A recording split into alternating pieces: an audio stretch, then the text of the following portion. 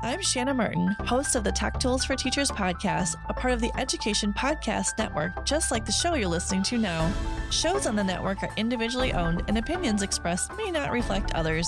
Find other interesting education podcasts at edupodcastnetwork.com.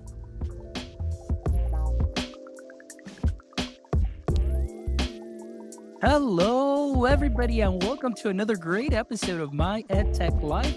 I am excited to be here with you all on this wonderful Monday, or it may be well into Tuesday, depending on where you are in the world. I just want to thank you for making My EdTech Life a part of your day.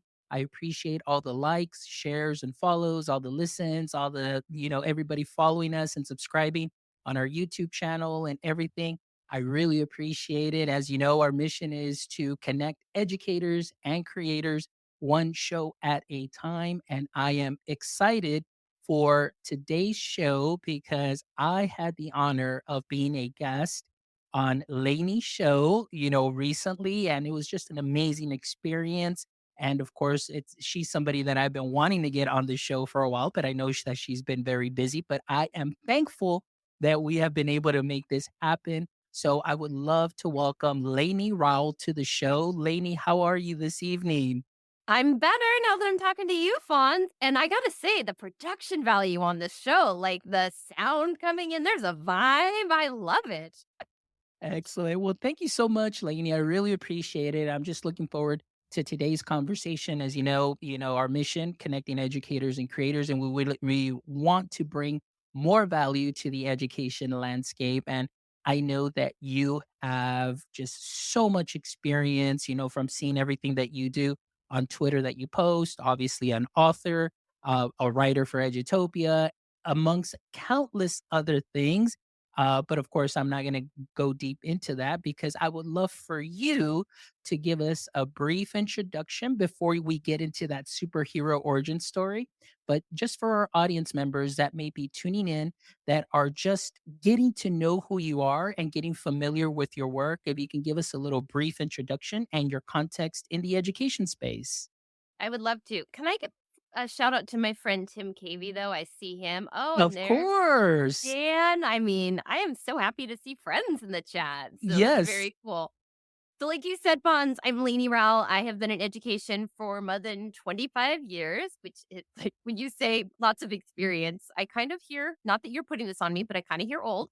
I've been around, I know you're not doing that. You're too kind, but I'm starting to feel like, oh wow, I have been around for a while, which is a good thing because I have loved every minute as an educator.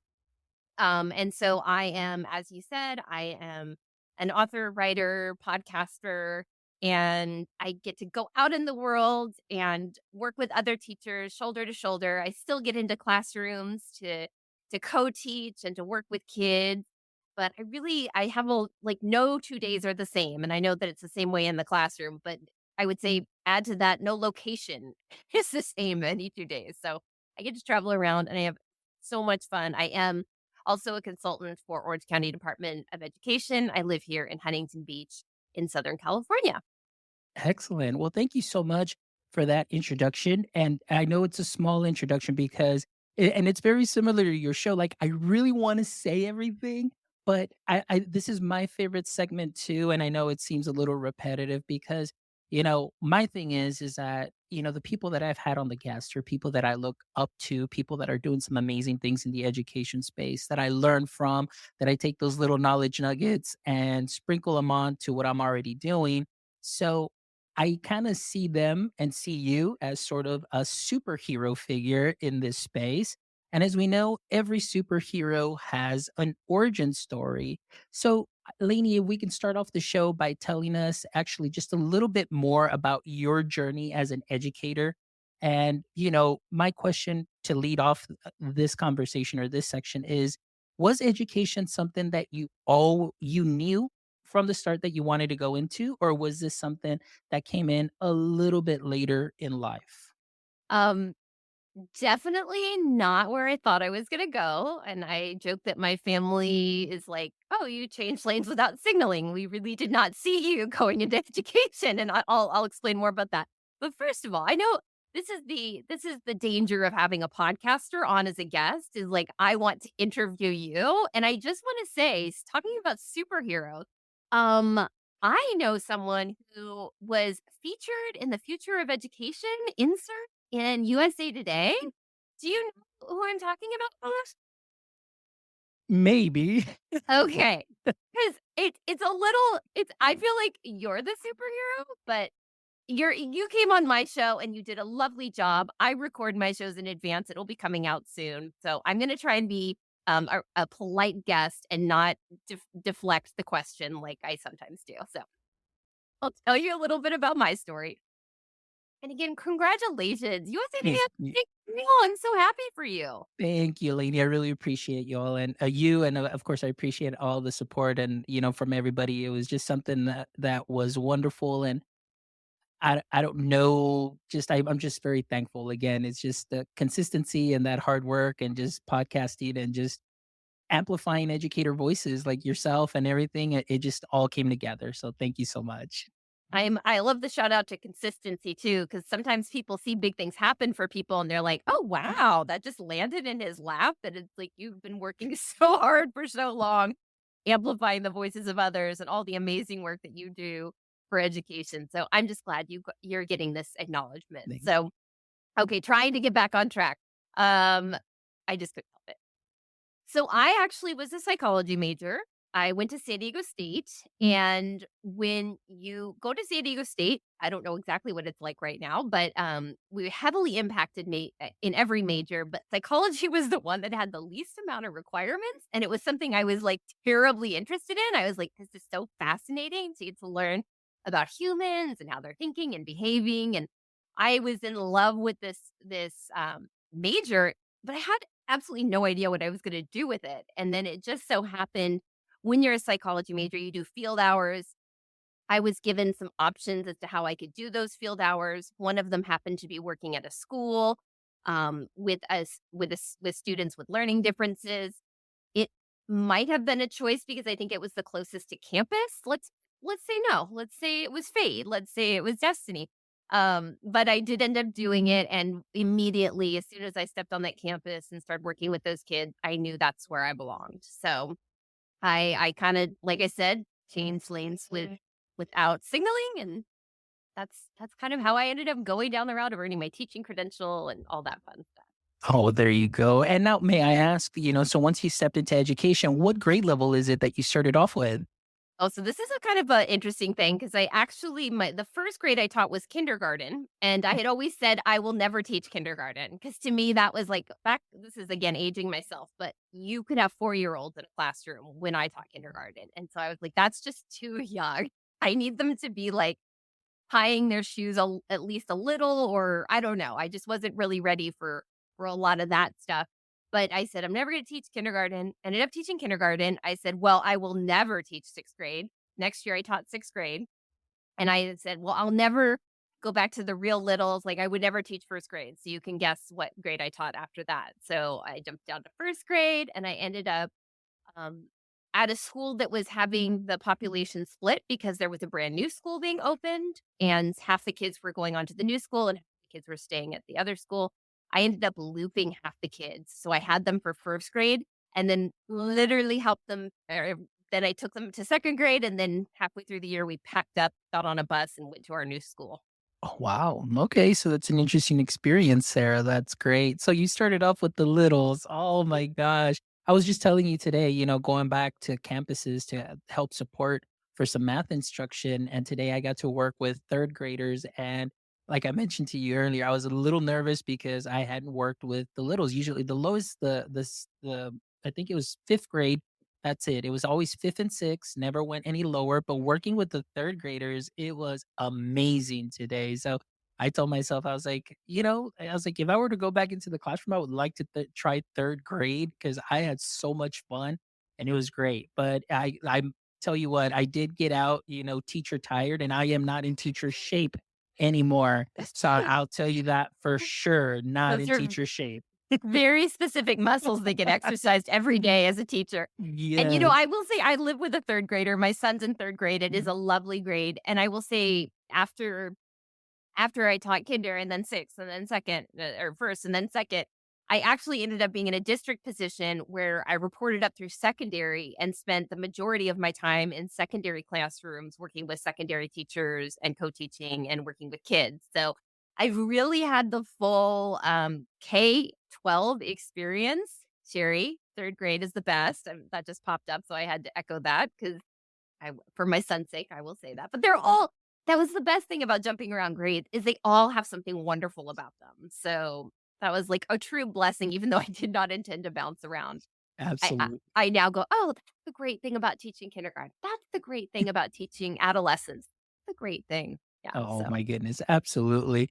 Well, Lainey, you did mention something, prior to this section, talking about, many people see, kind of that final product and, but it's a lot of hard work that goes into this. And like I mentioned, for example, you are an author, very well-known author, and we're going to talk a little bit about some news maybe not a lot of people may know. I know you shared something with me, but we'll go into that. But also, like I mentioned, you are an author for Edutopia, several articles that are out there.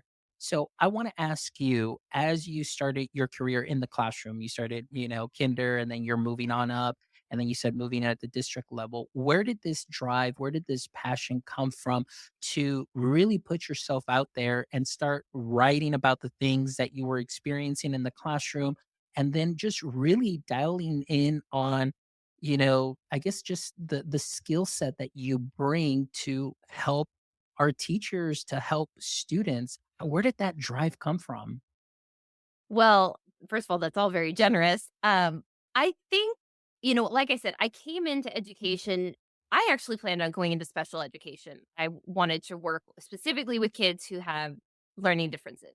Well, it turns out a lot of kids have learning differences. In fact, we all have differences. We're all unique and dynamic. And so I really got excited about, okay, how could I use technology to actually amplify and meet the needs of our learners, amplify their voices, meet the needs of all of our learners.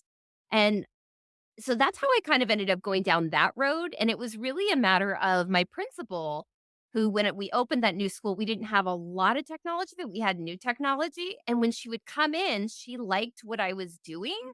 And so this amazing principal, Monique, started pulling me out and having me go in and co-teach with other teachers. And it just kind of all, snowballed. And like you said, there's a lot that happens behind the scene. I would say the common thread throughout my career is I'm not very good at saying no, although I've gotten better at it.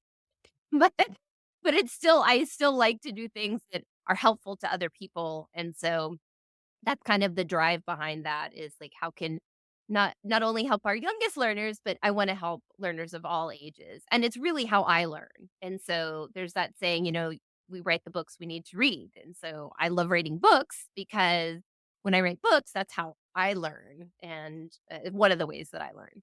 Oh my gosh, that is awesome. So I just want to ask you, just because of your experience, and maybe just for countless other educators that are going to be listening to this show, and again, just kind of hear the way that you started, writing books and so on. But what is the one thing that really you said, let me go ahead and do this? What was that first experience like when you said, you know what, let me go ahead and either put pen to paper per se, because I mean, you probably typed this out, of course, but now you said, you know what, I'm going to put this out there. What was that first experience like? Was it something like, did some imposter syndrome kind of kick in? Or did you say, you know what, I'm just going to go ahead and put this out there because somebody out there will definitely find some value? How was that experience like? I'm just laughing because I'm like, so I was very fortunate that I was actually approached about writing a book by various people, and I never understood why. I'd like to think that maybe I made things accessible and that resonated with people. I don't know why. Maybe I just got lucky. But enough people reached out and said, we think you should write a book, that I was like, okay, I'm just gonna do this. And the first book was with Corwin. It took, oh my friend, it took a minute. I mean, like I was so much imposter syndrome, so many bad writing habits, like it took forever. And then, I spent a couple years kind of flailing, and then I brought Christy Andre and Lauren Steinman on to write with me. And the accountability and also being able to share their brilliance, that was really, really helpful to me. And I think once I broke through that, that was really helpful. And if I could just add to the whole behind the scenes concept, if people look at my Edutopia and they're like, "Oh my gosh, she's written like 12 articles in 2 years." Friends, I have not submitted 12 articles. 12 articles have been accepted. I have submitted way more than 12, and I still to this day get rejections. So I'm not that is with so much love to Edutopia, but I just want to put that out there because I think sometimes people get the no thank you. This isn't right for us right now. And they take it really personal and they're like, well, I'm done with that. And it took many attempts to get to where I felt comfortable. Like, okay, they might say no to this, but I'm still feeling good about this. I'm gonna put it out there. Excellent. Well, see, and that's good to know. I just wanted people out there to know because and that's so good that you share that with us that obviously, you may want to put some stuff out there and like you said, this may not be right at that moment, but it Mhm. just doesn't mean like oh, it wasn't any good. It's just for that specific moment and maybe the timing was off. Maybe you're already way ahead. People aren't there now or, whatever the case may be. But I love that you share that and that you're putting that out there because again, for many audience members, many people that are listening and they watch, they're like, "Oh, they just make it look so easy," but it really isn't. But so tell us a little bit about your books, the inspiration you have, The Evolving Learner and then of course Evolving with Gratitude. So tell us the story behind it. I'm curious to know, and I always like to pick people's brains because this is the way that I learn too. Because I'm going to reflect on this and say, hey, is this something that I can kind of do? Or, hey, you know what? That's something that I learned from Lainey. So maybe let's try this out. So tell us about those two projects. And then, maybe you had something in the works possibly. I do. I'm so excited about my next project that I'm in the process of right now. So, like I said, Evolving Learner was not an overnight project. That was a real, okay, get your act together and then do this. And so I had some really poor writing habits. I finally got out. But where that started, like I said, I was asked to write that book, and it came from Alan November in, I think it was 2015, asked me to keynote his event, which was so flattering. And what really shocked me, because I have done so much work with innovation and educational technology, is he actually said, well, for your keynote, I want you to talk about professional learning. And I was like, I don't understand, Alan. I do professional learning. I don't talk about professional learning. This is like so it ended up being this very meta experience where I got to really think about my craft and how I could be better at it. And like I said, that you write the books that you need to read. So it ended up being this multi-year project. Again, I got to work with Christy Andre and Lauren Steinman, and we got to think about like what are the best, you know, how can we make this a cycle of inquiry? How can we honor collective cycle of inquiry? How can we offer opportunities for individual cycle of inquiry? And it's, we know that the best professional learning is ongoing and job embedded. And it doesn't, if it's ed tech or whatever it is, we know some truths about professional learning.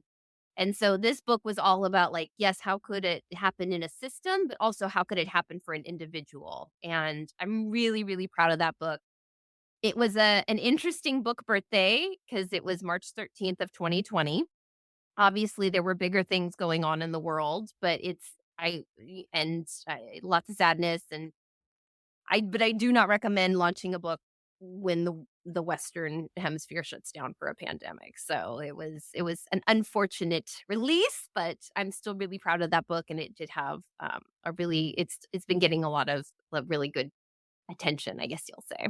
Oh, I love it. That's wonderful. And then, of course, Evolving with Gratitude. Tell us a little bit about that because I know I see a lot of posts. Obviously, your podcast too as well. You've got so many great people, and also just so many people that collaborate. And so tell me about that because this project also seems just very exciting to me, and maybe I don't know. It just seemed like a little bit more you, a little bit more of that kind of creative freedom, things of that sort. And I love it. And so tell us a little bit about that, how that idea came from the Evolving Learner now to Evolving with Gratitude. Yeah. So, I mean, it all kind of ties together because I'll be honest, and I've given myself grace for this, but there was some, in Lainey's world, this pandemic is at a terrible time. I've worked on something for 5 years and this is what's happening. And again, I am fully aware there were much more important things, but I think both can be true, right? I can understand that there's bigger things going on in the world and also grieve what was supposed to be a really special, like all the book tour got canceled. And so that was really hard. And like a week into shutdown, I came across this Laura Kelly Fanucci poem, and it starts off when this is over. And I never do the poem justice, but some of the lines are like a handshake with a stranger, full shelves at the store, conversations with neighbors. And it was this beautiful, like, hey, we were taking a lot of stuff for granted. Let's never take that for granted again. So I saw it as like, oh my gosh, I need to be more grateful. Like there's so many good things. And I also considered it a call to action of like, wait, I need to be grateful for what's happening, even this really, really difficult time, because although this was just a tragedy for humanity, I was safe at home with my family. There were things that were lovely, even in this very, very sad and tragic time. So, that was kind of like my first delve into gratitude. I started a gratitude journal with my kids that we did every night. We had a gratitude jar that we placed in the center of the house. If someone wanted to capture something and they were afraid they would forget at bedtime, um, I started giving these gratitude jars to my neighbors. And like, not day one or day two, but like weeks down the road, I would hear from people like, that made all the difference for our family. And I was like, there's something here to gratitude. And I kind of just tucked that away. I didn't really do anything with it.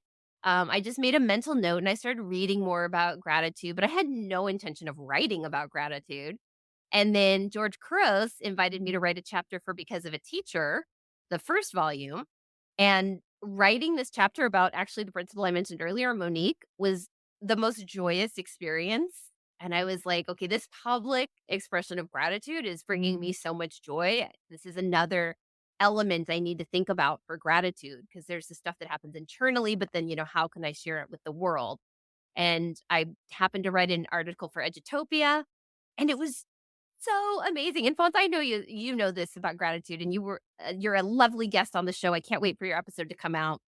But honestly, I didn't realize how impactful it was, and I wrote this Edutopia article, and people are like DMing me and commenting on it, and they're like, "This is life changing." Not my stuff, but gratitude in general. And I was like, "Oh my gosh, I have to learn more about this." And I pitched it to Impress, which is George Couros, Paige Couros, um, Dave Burgess and Shelley Burgess, and they said yes. And I was like, "Oh my gosh, this is amazing." Like, talk about gratitude. I was so excited to do this project. And the best part is I got to bring in the voices of 20 amazing educators. And so it's me talking about, why gratitude, what are the benefits, and then, here are some practices. I share little personal stories here and there. And then peppered throughout the book are these brilliant, lovely stories from contributors sharing how they're practicing gratitude with kids, peers, and the world. And I just have to tell you, one of the nicest compliments I heard about the book was a couple weeks ago. I was at a conference and someone came up to me and she had bought the book when it first came out. We're almost at a year now. And she said that she keeps it by her bedstand so she can go read the contributor stories when she needs a pick me up. Like right before bed, she finds it very like therapeutic. It brings her joy, gets her excited for the next day. And I was just like blown away. So That's amazing. And that project, okay, we've got a comment here. Mr. Carr on the web. Thank you so much for joining us. Fantastic. All right. Thank you so much. He's a great TikTok creator. The guy is awesome. So big shout out. Thank you so much for joining us. But yes, Lainey, I when I started, messaging you, or not really messaging you, but just commenting on your post too, because on my drive home, I have a queue of podcasts. And then I just said, you know what? Let me go ahead and just start listening. And I started listening and listened to Brian Carpenter's. Actually, I went right down the line. Of course, oh my gosh, Galvan, first name, Sandra. oh, Sandra, oh Sandra my Jill gosh. Gavon. Yeah. Yeah, Sandra Joe Galvan. I mean, and then after that, I just started listening. And you're absolutely right. Sometimes we don't take enough time to just be grateful for the things that we do have, just even this the smallest wins. even today, thinking and reflecting on my way back, I'm like, I know my position is not to do or be a math teacher, but the fact that I was asked to do this and and do that help, I am so glad that I did it because again, just reconnecting with fifth graders, sixth graders, and third graders, and that just really brought joy to my heart today that I was just so pumped up. And then the fact that I get to speak to you about gratitude and what you're doing through your podcast, honestly, like it makes my drive to in the morning to work. It it sets me up for the day, and I am good because it really makes a difference when you hear educators that you look up to, educators that you see on Twitter, and they share their experiences. It's like, hey, like this is wonderful. People being vulnerable and Yeah. sharing these things, and that human aspect, it's so important, and it's really helped me out too as well. Like I said, listening to your podcast, listening and reading, all the contributors, their stories, because everybody has a story, and everybody's story can add to that specific moment that you may be going through in a positive way and just kind of maybe help you see things through a different lens, which is why I love doing what I do. And I'm sure that that's why you love also doing the podcast, just seeing things from different lenses, seeing different types of gratitude and the way that we are just grateful for what we have. So it's just really exciting. So before we get into the new stuff, tell me about the podcast then. So really, the book came out first, and then you started doing the podcast. And how did that come about? And were you really excited to just really get going? Because I know you were doing podcasting before, Yeah, correct? so I've actually been I mean, with some Yeah, hiatuses, but I yeah. did a podcast for my district probably 15, 16 years ago, like right when podcasts came out. It was probably terrible sound quality. And I learned the hard way that if you record outside, be prepared for some wind background noise. And I learned all the things the hard way. And then I did a podcast with Bree Hodges, Mhm. Lemonade Learning. We're on hiatus for that. That was a busy girl. We both got a lot going on. Hopefully, we'll get back to that soon. And then, like I said, there's 18 stories by 20 amazing educators in Evolving with Gratitude. I knew within 4 weeks of starting that project, I needed to hear more stories. And I knew that it also needed to be a short book. So I figured, okay, well, these are the stories that are going to be in the book, but I can do a podcast so I can keep the stories going. And I don't know if we have any Huberman Lab fans, but Andrew Huberman has talked about, his challenge with traditional gratitude practices.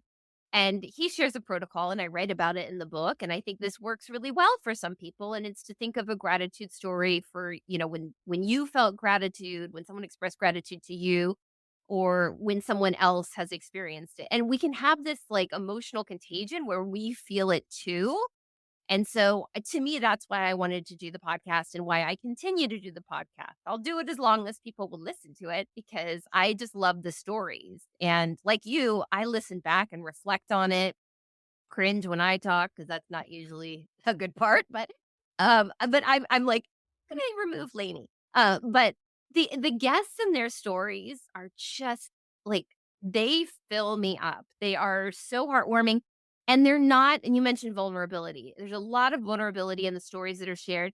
This is not all sunshine and roses. This is people really being honest about things that are hard and things that are good, and how they use gratitude as a coping mechanism and how it helps them build their resilience. And it's not that nothing's bad. We're going to ignore the bad. It's just a choice of how can we embrace all the emotions and also really look for the good.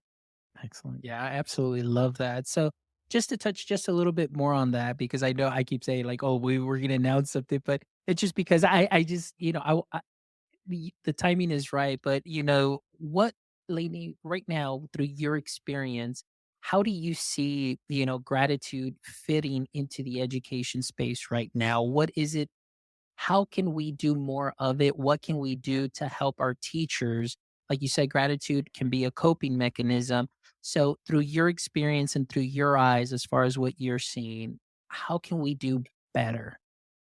Yeah. And so I think I structured the book as gratitude with kids, peers, and the world. And it's not just with, it's for. And so one of the things that I'm really passionate about is being super asset based and focusing on what can we be thankful for in our kids and really calling that out. I did an article for Edutopia not that long ago, just a matter of weeks ago, talking about the art and science of using praise for improvement. Now, I know some people don't like the word praise, but that is what the literature, that is what the research uses. So I'm being true to that when I say praise.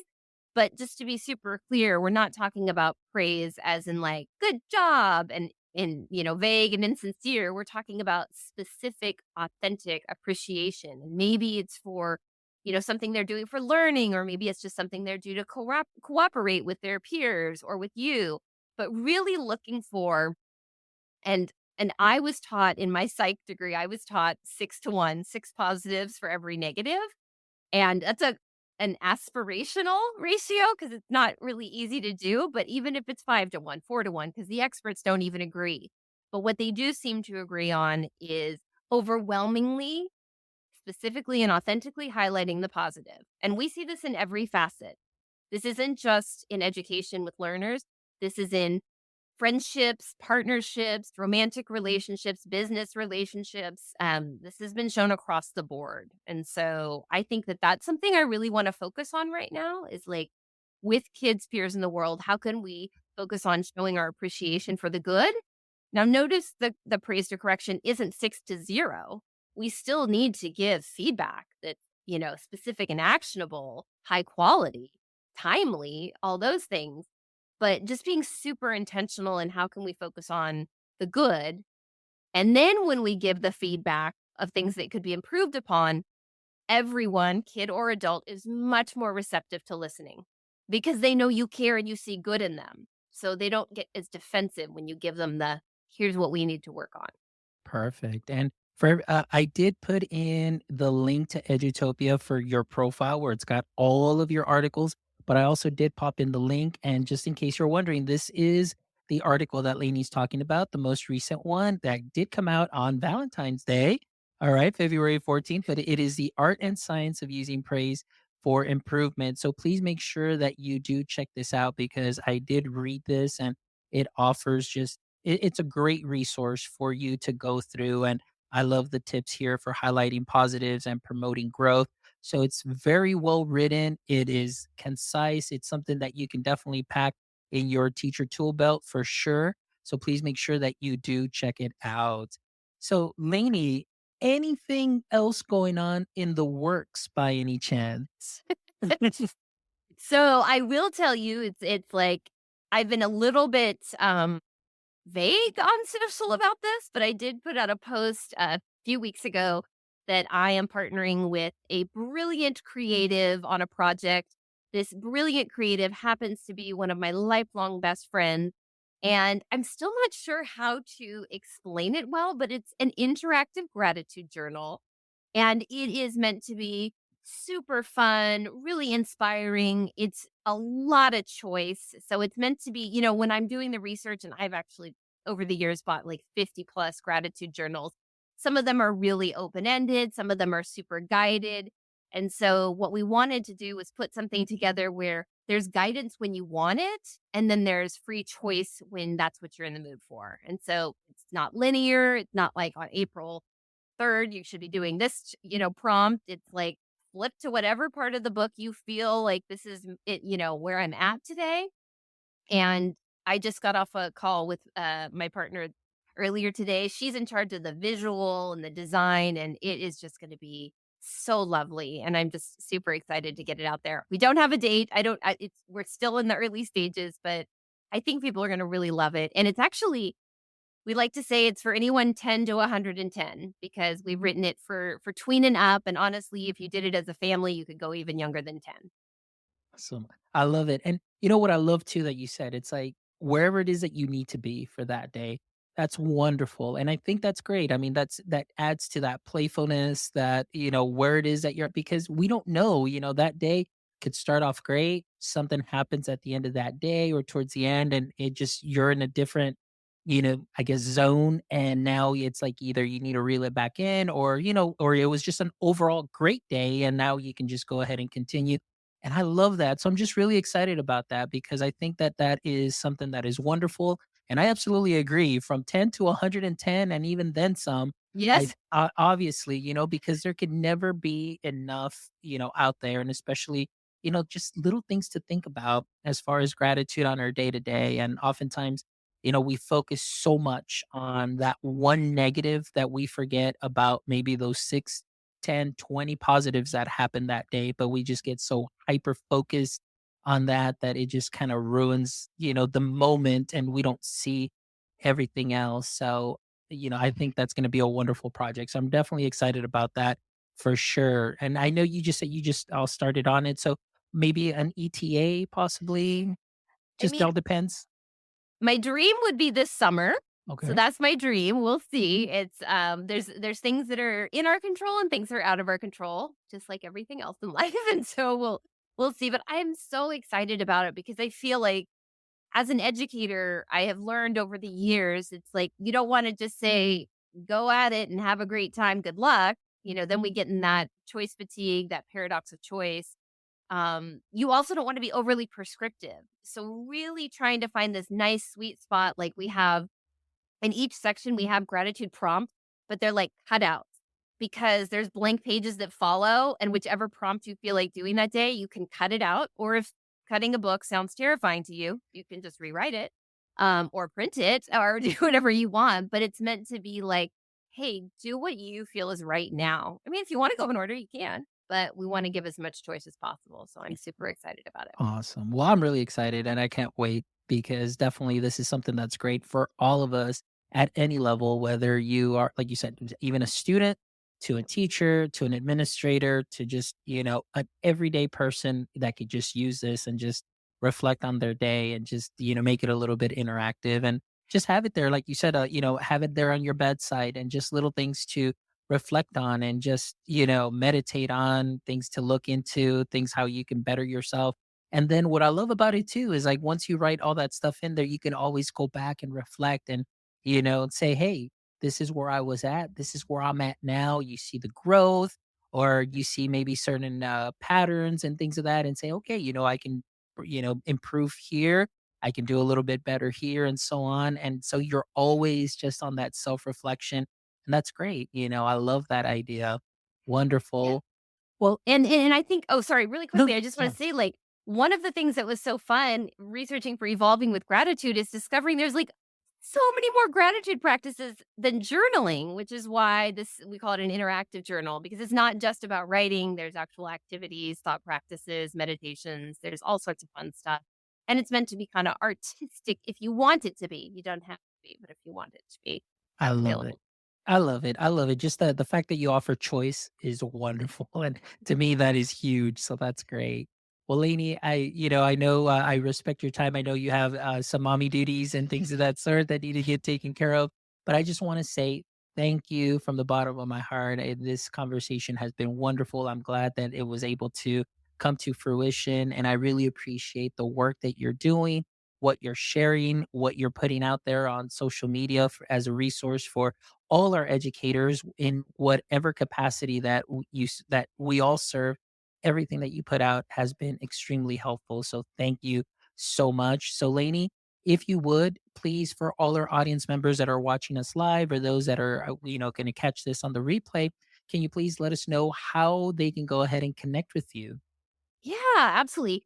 So I am Lainey Rowell across the web, LaineyRowell.com, at Lainey Rowell on the socials. And I know that that's a spelling test, but check out the show notes because Fonz is awesome and he'll Mhm. make sure that it's in there. And so I would love to connect with you. Tim has a question in the chat. Is the journal something that would work with middle schoolers? It absolutely, they're actually kind of who we have in mind because we know if it's gonna work with middle schoolers and we can make it appropriate for adults too, that's gonna be like a huge win. And so thanks for that question, Tim. Excellent. Great question, Tim. Thank you so much. Thank you so much for being part of the chat. I really appreciate you, my friend. And I do want to give a shout out to Tim also because his YouTube channel, I believe, had 100,000 views, and that is definitely no small feat. And one thing that I do want to say on the topic of being grateful, Tim Cavey is one of the podcasters, educators, friends that I am really grateful for because I've been able to learn so much from him in this space, in the podcast space, in the content creation space, and all of that. So I definitely am very thankful for him and his friendship. Same thing for Dr. Dan Kreines, who's on here too as well, that I've been learning a lot from. So I'm very thankful to Sherry also. And there's so much Sherry has been like every show, she's always there. So definitely on that topic of gratitude, thankful for everybody that is here and that they were able to join in and listen to you tonight. So Delaney, thank you again. I really appreciate it. But before we go, I always end the show with these last three questions. And if you've seen the show before, you are very familiar with the three questions, but I'm going to throw a little curveball in there at the end. So here we go. Question number one, Lainey, in the current state of education, what would you say is your current edu kryptonite? So I am a listener and a watcher of the show. I know this question's coming. It's still a little daunting because I feel like it might be a touch contextual, kind of like what's happening in my mind today. Um, so I okay. First of all, I'll just say I'm not a great with uncertainty. That's probably my overall kryptonite in general. I think where we are right now, I'm going to bring this to something specific to ed tech because I think this is a really important moment in time. And I understand the hesitation with where does a classroom fit in with Chat GPT? But I'm just going to say I see a lot of potential. And just like any tool, any service, in the beginning, there's a lot of opportunity for abuse. And sometimes the first people on are very clever at using it in ways that maybe we don't want them to use it. But I am, hopefully, I don't get I'm thinking your audience might be on board with me with this, but I just see a lot of potential. And I'm so excited about thinking about like, how can we really teach kids to frame things and adults too so that they get the best quality results, whether it's a Google search, a Chat GPT query, whatever it is. Like, I just see this as such an opportunity. And so I get a little anxious when I hear people dismissing it or banning it head up, right out of the gate. I understand. I understand. But No, great question. Great answer, actually. And I do see it. I mean, the future of education, we know that education is continually changing. And like you said, when a new tech is introduced, there's always that fight or flight kind of deal, or whatever, but it's just, about adapting to the situation. How can I make it be useful for me, for my students, and just to continue to grow? So, yeah, excellent And and answer. and for teachers who are like, "I wanna get to know this," there's actually a great article in Edutopia right now. I didn't write it, um, but it's all about using ChatGPT to save time. I think it's a brilliant article, and if you're like, "I don't know about ChatGPT," go try that out because let me just tell you, there's a lot of good there. Oh, I remember when I had a conversation with you, you're like, "Oh my gosh, ChatGPT was down," and that kinda set me back. So, yeah, a little behind the scenes, like, if I get a writer's block, to be clear, my writing is my own. Edutopia is not published anything from ChatGPT. For me, it's really all my own writing. But when I get stuck on, I don't know how to say this, I do go into ChatGPT and what's another way to say this? It's usually not what I want to use, but it usually gets me closer to what I want to say, and I can keep refining it, which is like a really intense meta, like critical thinking thing. It's not like if I put garbage in, I'm gonna get garbage out. So it's me trying to think about like how can I craft something the best I can be? How can I put it in here, maybe get it better? And then when I get that back, how can I make it even better with my own like flair, if you will? Of course, absolutely. Alright, question number 2, Lainey, if you could have a billboard with anything on it, what would it be and why? So this billboard would maybe cause car accidents because it's a really long word, but I still the essence of it is the important thing. But there's this $5 word that I first heard from Todd Rose, and it's equifinality. Just means equal in the end, if you will, if you want to get like all word sciencey on it. But just this idea that we can all get to the same great destination taking different routes. And so that's kind of been my like one sum of like, if you ask me about, well, Lainey, when you talk about inquiry based learning, what do you want to say? I want to say that we can get here and we can all take different routes to get there. Talking about gratitude, Some people are going to love to free write and do journal responses. Not for everyone, which is why we're doing the interactive journal that has all these different practices like mental subtraction. Um, so I think, like I said, this is going to be an annoying billboard because people are going to be like, I don't know what equifinality means, but it would be intriguing. I hope. Perfect. Actually, I love that. And I love, like you said, it's like with math, it's like there's more than one way to solve a problem. I love this. There's more than one way to get to your end goal. And, sometimes, you don't expect to take that road, but it ends up being the best one to get you where you need to be at that specific time. So I love it. Thank you so much. And I know the last question I usually say, if this was your podcast and I was your guest, what would be one question you'd like to ask me? However, since I was a guest on your podcast, I'm going to change the question up a little bit. All right. So that's why I said I'm going to throw a little curveball at you, but it's I'll not take the too, curveball. yeah, But can I it's not. just make a pitch for I want people to listen to your episode on evolving with gratitude because you have so much wisdom and I want people to catch that. Oh, thank you. Thank you. Appreciate it. But here we go. Last question. What is something in life you really have an appreciation for that most people don't know? Okay, this is what popped into my head.